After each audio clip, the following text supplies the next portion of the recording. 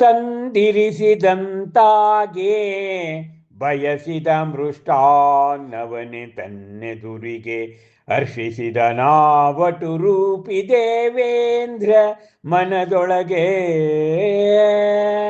ಸ್ವಾಮಿ ತಿಳಿಯನಾನದನು ಮುಗಿದಿರಲಬಹುದು, ಇಲ್ಲವೇ ಸದ್ಯದಲ್ಲಿ ಮುಗಿಯಲಬಹುದು ಅವರ ಧ್ಯಾನವು.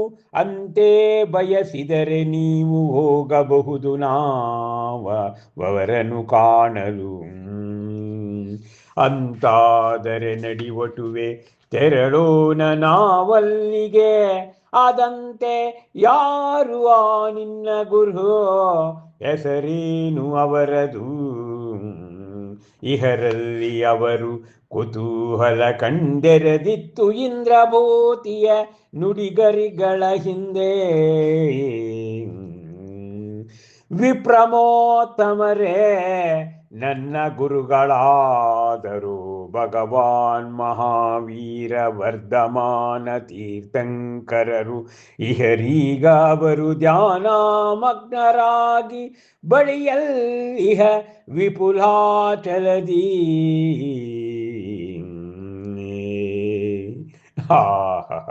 ಮಹಾಕವಿ ಡಾಕ್ಟರ್ ಲತಾ ರಾಜಶೇಖರ್ ಅವರ ಬಗ್ಗೆ ಹೇಳಲೇಬೇಕು.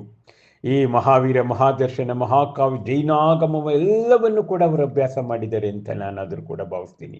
ಈ ಕೇವಲ ಜ್ಞಾನ ಕಲ್ಯಾಣ ಸಂಪುಟ ಅತ್ಯಂತ ಮನೋಜ್ಞವಾದಂಥದ್ದು. ಇಲ್ಲಿ ಆ ಒಟುವನ್ನು ಕುರಿತು ಹೇಳ್ತಾರೆ ಅವರು.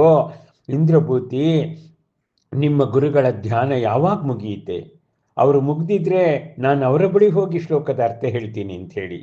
ಆಗ ಇಂದ್ರನಿಗೆ ಅರ್ಥಾತ್ ಆ ವಟುವಿಗೆ ಮೃಷ್ಟಾನ್ನವನ್ನೇ ಯೋಗಿ ಬಯಸಿದ್ದು ಹಾಲುವನ್ನ, ವೈದ್ಯ ಹೇಳಿದ್ದು ಹಾಲುವನ್ನ. ಅರ್ಥ ಆ ಮೃಷ್ಟಾನ್ನವನ್ನೇ ತನ್ನೆದುರಿಗೆ ಇರಿಸಿದ ಹಾಗೆ ವಟು ರೂಪದಲ್ಲಿದ್ದ ದೇವೇಂದ್ರನಿಗಾಯ್ತಂತೆ. ಹೇಳ್ತೇನೆ, ಸ್ವಾಮಿ ನನಗೆ ಅದರ ಬಗ್ಗೆ ಗೊತ್ತಿಲ್ಲ, ಇದುವರೆಗೂ ಮುಗ್ದೋಗಿರಬಹುದು ಅಥವಾ ಈಗ ನಾವು ಹೋದ್ಮೇಲೆ ಮುಗಿಬಹುದು. ಅವರ ಧ್ಯಾನ ಅಂದರೆ ನೀವು ಬಯಸಿದ್ರೆ ನೀವು ಹೋಗಿ ಅವರನ್ನು ನಾವು ಕಾಣಬಹುದು ಅಂತ ಹೇಳ್ತಾನಂತೆ.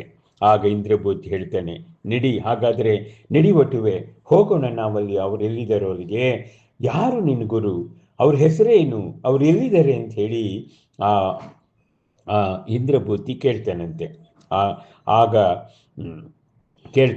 ಆಗ ಈ ಕುತೂಹಲ ಅಲ್ಲಿ ಕಂಡಿರಿತು ಇಂದ್ರಭೂತಿಯ ನುಡಿಗರಿಗಳ ಮುಂದೆ. ಆಗ ಅವನು ಹೇಳ್ತಾನಂತೆ, ವಿಪ್ರಮೋತ್ತಮರ ಬ್ರಾಹ್ಮಣ ಶ್ರೇಷ್ಠರೇ, ನನ್ನ ಗುರುಗಳ ಹೆಸರು ಭಗವಾನ್ ಮಹಾವೀರ ವರ್ಧಮಾನ ತೀರ್ಥಂಕರರು.